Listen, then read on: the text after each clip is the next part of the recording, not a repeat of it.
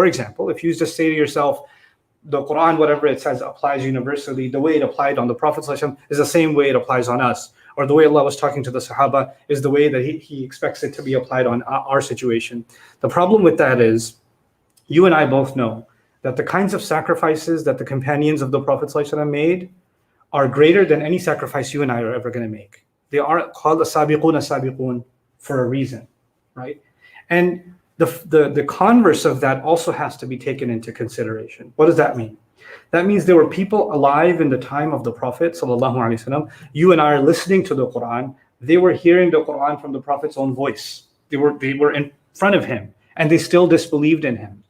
They didn't just disbelieve in him and make fun of him. Some of them even attempted to kill him and actually wished for him to be dead.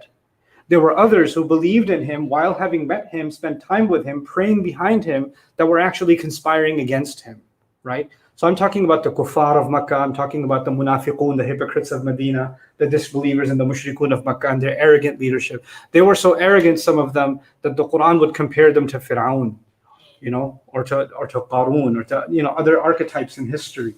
Some pretty bad people. So the point I was getting at was, if the good people of that time, the Sahaba, are way better than we're ever going to be. You understand? You also have to understand that nobody will come close now, in spiritually speaking, nobody can even come close to committing the kind of crime that someone who lived in the time of the Prophet ﷺ and was being stubborn with the Prophet, or was being arrogant with the Rasul ﷺ. After seeing the Quran coming down, after hearing it in its original revelation, and rejecting it that way, that is a level of arrogance. There will be people that are arrogant afterwards, but that's a level of arrogance that's unparalleled. Do you understand? So they're better. Their good people are way better than us in a sense, and their bad people are way worse than us. You have to understand that part of it too. The hypocrites at the time of the Prophet ﷺ were living with him. They were praying with him and were conspiring to get him killed. And were hoping that he would die in battle. And were trying to undermine him in any which way, right? Now, there will be hypocrites after, but they're not going to ever be at the level where they're going to be able to even have the chance to commit such a crime. You understand? So because of that reason, when you and I read, for example, something Allah says about the hypocrites in the Quran, we shouldn't immediately think, well, this ayah, the way it applied in its original context and who this was meant by, I know some people this applies to them too.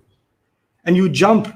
And the same way you wouldn't say, well, this is a praise of those who were following the Prophet ﷺ, the Sahaba who made these sacrifices, this must apply to me also. No, actually, the more sophisticated and the more correct way to think about this is that when Allah is speaking about the believers who've done good things, who've struggled, who've migrated, then they are our inspiration, and we are going to reflect something from that guidance. Not all of it, something from it. Some of it applies to us, and we have hopes of being rewarded in some way the way they've been rewarded. Even though the opportunity for goodness that they had can never be repeated again, because they were literally side by side with Rasulullah sallallahu alaihi wasallam, right?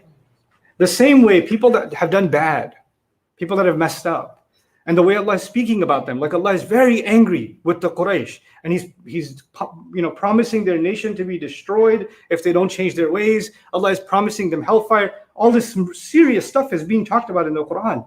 And we immediately jump the gun and say, well, this is talking to the Quraysh, but by extension, this is talking to every non-Muslim from that time on. That is a huge jump that we're not justified to make. So you can't expose or export the anger of Allah in certain ayat and then apply that to all people in all circumstances. That is a huge jump that we tend to make. Are there some people that it might apply to? Sure. But we become too quick to judge. And the ayat through it. So when in this ayah, the Prophet ﷺ is being given revelation to say, my protective friend is Allah. It's actually a kinaya, an indirect way of telling the disbelievers, I am not intimidated by you. If you think I'm alone, and because I'm alone, I'm an easy target, you're wrong about that. And if you want to dismiss what I'm saying to you because you don't find any value in it, you make fun of it every time I open my mouth about Allah, about the Quran, you insult me and call me insane, you poke fun at these ayat, you do all of this insulting, dismissive stuff, that doesn't take away from the fact that Allah is the one who sent it down. I will not see it as any less, because my appreciation of the Quran and what was given to me, that doesn't depend on your reaction to it. And this is an important lesson right now. This is an important lesson dealing with stubborn people. Because stubborn people, you know what they try to, if they want to stay on their position, one of the ways to be stuck on your position is to make the other person feel like their position is stupid. Their position is worthless. Their position isn't worthy of listening. And when you hear that from somebody else, you start questioning whether or not you actually have something valid to say. And you know what? If you're not strong in your beliefs, you know what's going to happen? You will crumble. And eventually, even if you're right, you're going to go back to the stubborn person and say, I'm sorry I offended you. Right? You didn't say anything wrong, but they have such a strong psychological game that they look so offended and so upset, and they're so rigid. Their conviction in the wrong is enough for you to be shaken and say, hey, I'm sorry I said that, even though you were the one who was saying something right. Right? So they can do that to you. That's a really powerful technique that's used. It's used in media. It's used by, political personalities. It's used in debate forums. It's used in family life all the time. Some people are really good at it. Really good at it. They can make you feel ashamed for saying something right. Right? And then you can buckle. So the ayah first says, I'm not going to get bullied because my wali is Allah. I will not belittle or back down from what I have to say because it was revealed from the book. That's the kinaya behind it. وَهُوَ يَتَوَلَّى الصَّالِحِينَ. And he is the one who befriends all good people. Look at this last part. It's not just to say, he befriends good people. No, for any of you who will change sides, who will listen to what I have to say, who want to become better, who want to walk away from the stubborn. Because what happens sometimes, this is actually in long time ago when I was doing criminology studies, this crazy stuff like gangs and young people that get into trouble and end up in jail and stuff like that, or beat somebody up or did some kind of crime. A lot of times there's one person in the group, right, who's very dominant. They're really intimidating, they're loud, they're maybe taller than everybody, stronger than everybody, and everybody's scared of their temper. You don't want to make him mad.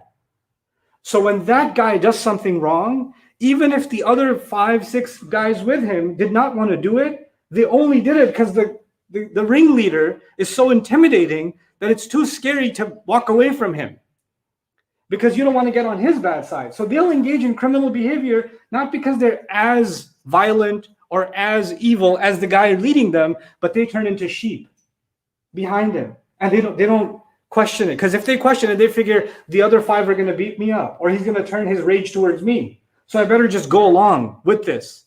I better just go along with this, carjacking or this mugging or whatever else, And so when the police capture these young men, these adolescents, these juveniles, and they interview them separately, it was him, man. I can't go against him. I can't, and they'll rat him out. Each one of them will be like, it was that guy. You don't know how he gets. What is the ayah saying? وَهُوَ يَتَوَلَّى الصَّالِحِينَ. Allah is the one who befriends and protects good people. In other words, you don't have to be intimidated by the stubborn people in your circle that you have to hide behind even if you don't agree with them, you're too scared to speak out, right? You're too scared to just take your own stand. Don't be like that. So in this, not only is the Prophet ﷺ standing tall, he's actually encouraging people that haven't found the guts to stand tall yet, to get them to stand tall. So it's a remarkable kinaya. Then he says, وَالَّذِينَ تَدْعُونَ مِن دُونِهِ لَا يَسْتَطِيعُونَ نَصْرَكُمْ وَلَا أَنفُسَهُمْ يُنصَرُونَ. This is an attack on the idols of Mecca. He says, those of you who you call other than him, meaning other than Allah, they're not even capable of helping themselves. And they can't help you, and they can't even help themselves. They're completely powerless. And this is not the subject of the ayah. I want to set the scene for these two ayat. These idols to guide you what to do, how to deal with this prophet. He's insulting you, right? Because the prophet is insulting the idols in a sense. He's saying they're nothing, they're powerless. So you should go to your God and say, hey, great God, this one insulted you. How should we deal with him? You go get guidance from them. So if you were to call them to guide you, لا يسمعون, they won't hear. وَتَرَاهُمْ يَنْظُرُونَ إِلَيْكَ, and you're going to see them staring at you. وَهُمْ لَا يُبْصِرُونَ, and they can't even see. So this attempt, like, why don't you go get spiritual answers from your temple? Go get them. And then while you go, you should know. You're going to sit there waiting for an answer, and they can't see. Like, it's an insult on top of an insult. But there's another dimension of looking at this ayah, which is the hum was used majazan. What this does, let me put it without getting technical about the Arabic, is the Prophet ﷺ and the believers are being told that you will see them. You will see, or in tad'uhum, if all of you invite the stubborn people to guidance, if you invite stubborn people to listen to you, to something that will actually guide them, to common sense, to reason, la yasma'u, there's no way they're going to listen. This is describing the nature. It's like comparing stubborn people to statues, right? Because you're talking to a statue, it has no reaction. It stays the way it is. And now Allah is flipping the script and saying, by the way, if you Muslims and if you believers, you meet certain people, you talk to them, it's no different than talking to a statue. La tasma'u. La yasma'u. They're not going to hear. وَتَرَاهُمْ يَنْظُرُونَ إِلَيْكَ. And you're going to see that they're looking right through you. They're staring at you as if they've got this deep, profound analysis and they've figured you out. And it's so belittling. It's so intimidating when somebody gives you a certain kind of stare, right? The Quran talks about the power of staring and how it can be actually a means of intimidation. Some of you might have been put in that situation. There are some people who look at you a certain way and you can melt inside. You can feel like nothing inside, just from the way they're looking at you, their facial expressions, the way their eyes bulge. Just the way and what does Allah say about that look, that intimidating look? وَهُمْ لَا يُبْصِرُونَ. And they don't see anything at all. In other words, it's just an act. Behind that stare is no deep thought, no real criticism. There's nothing. It's just an act used to intimidate you because they have no real insight at all. They have nothing more to offer than intimidation. That's all they have to offer. وَتَرَاهُمْ يَنْظُرُونَ إِلَيْكَ وَهُمْ لَا يُبْصِرُونَ. So it's this deep insight into, first of all, the first thing you and I have to learn about dealing with stubborn people. I'm not saying the stubborn people you have to deal with in your life are the same as the idols of Makkah or the leaders of Quraysh. That's what I started with, that disclaimer. So I have to review that disclaimer with you. But what I do have to also tell you that just because someone is stubborn doesn't mean that they wake up stubborn and they are stubborn 24 hours a day or 12 hours of their waking day and they go to sleep stubborn. Some people are really nice, calm, regular. They're really easy to deal with. But when it comes to one issue, when it comes to one subject, or when it comes to one of those, they're having one of those days, and they become somebody else. You can't even recognize them. You understand? So they're not like the statue. That's always the same. They're not like the Quraysh who are rigid. They're just set in stone. But there are people that have stubbornness in them every once in a while. They have it every once in a while, right? And in those moments, they don't want to hear anything that you have to say. In those moments, there's no point reasoning with them. There's no point getting across to them. And you should know the people in your family, your loved ones, your friends. You should know them well enough to know when that evil switch is on. I'm not calling them evil, but when that switch is on, you should know this person's not their normal self right now. They're not their normal self right now, which means having a reasonable conversation with them right now is no point. It's not going to do it's only going to make things worse. You have to have the sense to that. And where do we get that from? This advice that you should know. You should be able to gauge the people in your life and say when to engage, when to not engage, right? What is Allah telling the Prophet ﷺ in ayah number 199? خُذِ الْعَفْوَ. خُذِ الْعَفْوَ. Hold on to afu. Afu has two meanings. One means forgiveness. And if you look at that meaning, what that would mean then is hold on to the idea that sometimes people are going to say crazy things in your life and you just got to learn to let go because they're not really themselves in that moment. Don't make that into an argument because you've had that same argument 3,000 times. It didn't go any differently. Learn your lesson and stop making the same mistake. خُذِ الْعَفْوَ. But afu also means in Arabic that which comes easy. Afu means that which comes easy, that which is accessible. And one of the meanings of that in the ayah is expect from people what you know they can handle. Expect reasonably what is easy for them. Like if you know certain tasks are too much for your son, your daughter, your husband, your wife, your father, your mother, certain conversations are too stressful for them. They can't handle it. You know how much they can handle, how much they can't handle. first of all, gauge and be merciful and understand who can handle what. Rasulullah sallallahu alaihi wasallam would not give the same level of tasks to every sahabi, every companion. He knew some can handle more, some can handle less. Some were given massive responsibilities at a young age, and some were given almost no responsibilities, even being twice that age, because he has a profile, he has an understanding of who can handle how much. So you cannot have blanket expectations, even not from all of your children. Not all your children are the same. Some kids turn out to be Yusuf, others turn out to be Binyamin, others turn out to be the other brothers of Yusuf. That happens too, right? Not all kids are the same. Not all dealings, not all friends are the same. Not all employees are the same. And that's khudil afwa. Khudil afwa, be a little, forbearing. Understand that a person's not in their strongest moment right now, and let go of the accelerator a little bit. Tone down the pressure. If they're rising in pressure, you tone it down a little bit. You don't escalate, you de-escalate. Or you realize this is not a productive time to have that conversation. This is khudil afwa. But that just because you went easy, what does shaitan come and tell you? When you go easy, then shaitan comes in two ways. He says, why are you going easy on him? What, are you weak? You can't put that guy in his place? You're going to let him say that and not say anything back? And you tell yourself, no, I'll say it later, right? I'll say it later when it's time. And the shaitan will come and say, oh yeah, later, right. You're just scared. So then you tell shaitan, oh yeah, I'm not scared. I'm going to have this fight right now like I did the other 800 times. And you do the same thing again. What's the other way shaitan comes? He says, man, it's not worth the fight. So don't bring it up. Then don't bring it up even when things are normal. Then don't bring it up ever again and let them get away with it. There is one thing, if a person's becoming ignorant, that's not the time to deal with it. When things have calmed down, that doesn't mean the issue is resolved. You still have to bring it up.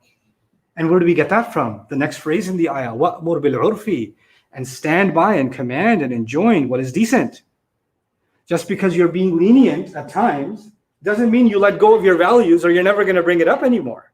You're just going to find a wiser time to bring it up. But you'll still stand by what you say. And you're not going to apologize for what you believe. Just because somebody else became belligerent, somebody else became ignorant, doesn't mean you have to back down. And then even when you bring it up, when you thought it was a good time to bring it up, and you brought it up, and guess what? You found out that you stepped on a landmine again. The person blew up again. They're having an emotional meltdown, and they're exploding on you, getting angry, getting stubborn, getting arrogant, getting all kinds of obnoxious. You're facing that situation again. What does the ayah end with? وَأَعْرِضْ عَنِ الْجَاهِلِينَ. And then deliberately ignore those who are incapable of controlling their emotions. The person like that needs to be ignored. You just say what you got to say, and you don't take into your heart the things they're saying to you.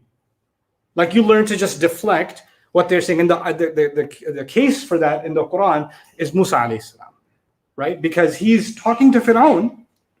Fir'aun is saying horrible things to him. And Musa alayhi salam doesn't say, you know what, you're a jahil, I don't got to deal with this. No, he doesn't. He keeps talking. But he's ignoring the nonsense that he's saying. He ignores the nonsense, sticks to his point. He hears more nonsense, he still sticks to his point. He hears more nonsense, he still sticks to his point. Now stand your ground. You don't become emotional. You don't raise your voice because they raise their voice.